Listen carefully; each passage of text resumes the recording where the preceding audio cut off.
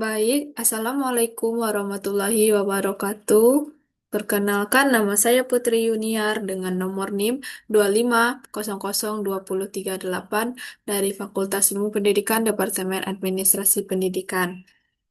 Di sini saya akan menjelaskan mengenai komunikasi kelompok kecil dalam organisasi dengan mata kuliah komunikasi organisasi dengan dosen pengampu Dr. Hanif Al-Qadri SPD MPD. Baik, langsung saja masuk ke judul materi yang eh, masuk kepada materi yang pertama mengenai pengertian komunikasi kelompok kecil.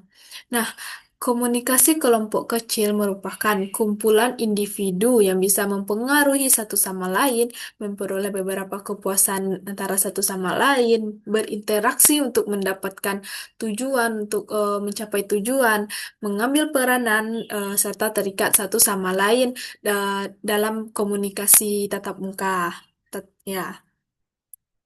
Eh, Komunikasi kelompok kecil juga diartikan sebagai mikrogrup. Artinya, komunikasi dalam kelompok komunikasi itu yang ada di dalam situasi terdapat kesempatan dalam untuk memberikan tanggapan secara verbal atau dalam komunikasi kelompok komunikator bisa melakukan komunikasi antar pribadi dengan salah satu anggota kelompok tersebut. Hmm. Nah, dengan kata lain, antara komunikator dengan setiap komunikan bisa terjadi atau bisa ada terdapat dialog atau at- terdapat dialog atau hanya sekedar tanya jawab. Nah, komunikan juga bisa menanggapi uraian dari komunikator ini atau juga bisa bertanya jika tidak mengerti dan dapat menyanggal jika tidak setuju pendapat komunikator ini dan lain sebagainya. Nah, segitu saja pengertian dari komunikasi kelompok kecil. Selanjutnya kita akan masuk kepada materi yang kedua mengenai tujuan komunikasi kelompok kecil. Nah, komunikasi kelompok kecil itu memiliki 5 tujuan. Yang pertama itu ada tujuan personal, tujuan yang berhubungan dengan pekerjaan, tujuan kekompakan, tujuan komitmen kepada tugas, dan yang terakhir itu ada tujuan saling bergantung satu sama lain. Nah, baik di sini saya akan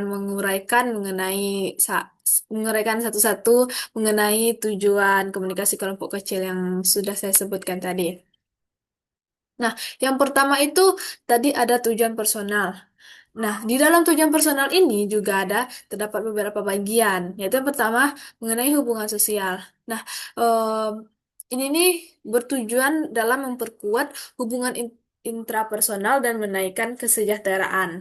Nah, yang kedua itu ada penyaluran. Nah, penyaluran ini bertujuan, eh, ini biasanya dilakukan dalam suasana yang mendukung adanya pertukaran pikiran atau pertukaran pendapat, atau pertukaran ya antara itulah contohnya dalam diskusi keluarga di mana keterbukaan diri kita itu sangat adalah aspek utama yang paling penting gitu. Nah, yang ketiga itu ada kelompok terapi. Dalam hal ini biasanya digunakan untuk membantu orang menghilangkan sikap-sikap mereka atau tingkah laku dalam beberapa aspek kehidupan mereka. Yang kedua tadi ada tujuan yang berhubungan dengan pekerjaan. Ya, ada tujuan mengenai tujuan yang berhubungan dengan pekerjaan. Nah, mengenai dengan hubungan pekerjaan ini, di mana pembuatan keputusan atau di mana orang-orang berkumpul bersama-sama dalam suatu kelompok untuk membantu keputusan untuk mendapatkan suatu keputusan mengenai suatu hal. Nah, mendiskusikan alternatif dengan orang lain bisa membantu orang dalam memutuskan mana sih pilihan yang terbaik untuk satu kelompok. Gitu. Yang ketiga, ada tadi tujuan kekompakan. Tujuan kekompakan. Nah, tujuan kekompakan ini merupakan adanya daya tarik atau ketertarikan anggota kelompok satu sama lain dan keinginan mereka untuk bersatu. Nah, yang keempat tadi ada tujuan komitmen terhadap tugas. Nah, maksudnya itu eh, adanya aktivitas individu lainnya dalam kelompok yang hubungannya itu dekat dengan komitmen. Nah, yang terakhir tadi ada hubungan saling ketergantungan atau saling bergantung sama orang lain. Eh, nah, hal ini merupakan yang paling penting dalam anggota kelompok bergantung sama lain untuk beberapa tingkatan tertentu dan yang paling kurang pada seorang lainnya. Nah, eh, itulah pembahasan atau penjelasan saya mengenai tujuan komunikasi kelompok kecil. Materi ketiga ada karakteristik komunikasi kelompok kecil. Nah, di sini saya mendapatkan ada dua karakteristik komunikasi dalam kelompok kecil itu, yaitu ada norma dan peran. Nah, norma merupakan kesepakatan dan perjanjian tentang bagaimana orang-orang dalam suatu kelompok berhubungan dan berperilaku satu dengan yang lainnya. Yang kedua itu tadi ada peran merupakan aspek dinamis dari kedudukan status. Jika seseorang melaksanakan hak dan kewajibannya sesuai dengan kedudukannya, maka ia sudah menjalankan yang namanya suatu peran. Mungkin di sini saya akan menjelaskan mengenai apa itu norma. Nah, di dalam norma itu terdapat juga kategori. Ada tiga kategori norma, yaitu norma sosial, prosedur, dan norma tugas. Nah, norma sosial itu mengatur hubungan di antara para anggota kelompok. Nah, sedangkan norma prosedur menguraikan dengan lebih rinci bagaimana kelompok harus beroperasi, seperti bagaimana suatu kelompok itu harus membuat suatu keputusan. Nah, sedangkan untuk norma tugas itu memusatkan perhatian bagaimana suatu pekerjaan itu harus dilakukan. Nah, norma ini selalu ada dalam kelompok, pasti selalu ada dalam kelompok. Bagaimanapun kecilnya atau besarnya suatu kelompok itu pasti ada normanya. Selanjutnya peran. Peran tadi sudah saya jelaskan juga. Nah, peran merupakan aspek dinamis dari kedudukan atau status. Bila seseorang melaksanakan hak dan kewajibannya, maka ia sudah menjalankan suatu peran. Nah, peran juga dibagi menjadi tiga kategori, yaitu ada peran aktif, peran partisipasif, dan peran pasif. Nah, peran aktif merupakan peran yang diberikan oleh anggota kelompok karena kedudukannya di dalam kelompok sebagai aktif, aktivis atau ya sebagai aktivis dalam suatu kelompok. Seperti contohnya itu pengurus atau pembina gitu. Nah, peran partisipasif. Peran ini merupakan peran yang diberikan oleh anggota kelompok yang pada umumnya kepada kelompoknya. Partisipasi anggota macam macam ini akan memberikan sumbangan atau akan memberikan bantuan yang sangat berguna bagi kelompok itu sendiri. Sedangkan kategori yang ketiga itu tadi ada peran pasif. Nah, peran pasif ini merupakan sumbangan atau bantuan anggota kelompok yang bersifat pasif, di mana anggota kelompok itu baik menahan diri agar bisa memberikan kesempatan kepada fungsi-fungsi lain dalam kelompok itu sehingga eh, dapat berjalan dengan baik atau agar tidak terjadi pertentangan dalam kelompok karena adanya peran-peran yang kontradiktif. Nah, segitu mengenai karakteristik komunikasi kelompok kecil. Selanjutnya kita masuk kepada variabel kunci komunikasi kelompok kecil. Nah, variabel kunci komunikasi kelompok kecil ini saya mendapatkan beberapa bagian, yaitu yang pertama, peranan berdasarkan fungsi, kepemimpinan, jaringan dan ekologi kelompok, pemecahan masalah dalam membuat keputusan. Selanjutnya ada kepatuhan pada norma kelompok, konflik dan besar kelompok. Baik, mungkin saya akan sedikit menjelaskan mengenai variabel kunci dalam komunikasi kelompok kecil ini. Di sini ada peranan. yang berdasarkan fungsi, yaitu ada dua, yaitu peranan tugas dan peranan eh, pemeliharaan. Nah, peranan tugas ini berhubungan dengan penyelesaian tujuan suatu kelompok seperti pengambilan keputusan, pemecahan masalah, dan perencanaan suatu proyek tertentu. Nah, yang kedua itu ada peranan peranan pemeliharaan, di mana hal ini berhubungan dengan menjaga keharmonisan dan kebutuhan sosial emosional anggota, misalnya mengurangi ketegangan, mengurangi kecemasan, mencari jalan tengah untuk mencari solusi dalam suatu masalah, atau memberikan dukungan serta memfasilitasi komunikasi antar anggota kelompok. Yang kedua tadi ada kepemimpinan. Nah, kepemimpinan ini merupakan pimpinan itu harus mempermudah interaksi dan menggerakkan anggota dalam menyelesaikan tugas. Pemimpin juga ditunjuk atau bisa muncul secara alami. Nah, kepemimpinan efektif mengakomodasi fungsi tugas dan fungsi pemeliharaan. Yang ketiga ada jaringan dan ekologi kelompok, di mana jaringan komunikasi menentukan alur pengiriman pesan. Pola desentralisasi cocok dalam masalah kompleks, di mana pola sentralisasi ini baik dalam menyelesaikan suatu masalah yang cukup bisa dibilang sederhana. Yang selain itu susunan fisik dan posisi duduk bisa mempengaruhi partisipasi dan dominasi dalam kelompok.